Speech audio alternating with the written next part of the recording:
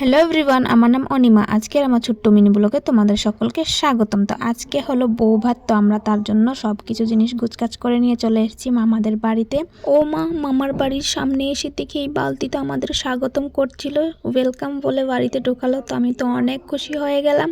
তারপরে ঘরে এসে সবাই মিলে এখানে আমরা গল্প করছিলাম আর খুব মজা করছিলাম। তো আজকের মেকআপ আর্টিস্ট হচ্ছে এই যে আমার বোন।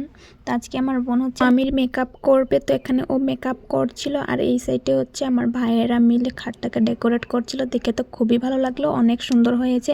তো এই যে দেখতে পাচ্ছ মামির ফাইনাল লুক কেমন লাগছে, মামিকে অবশ্যই কমেন্ট করে জানিও।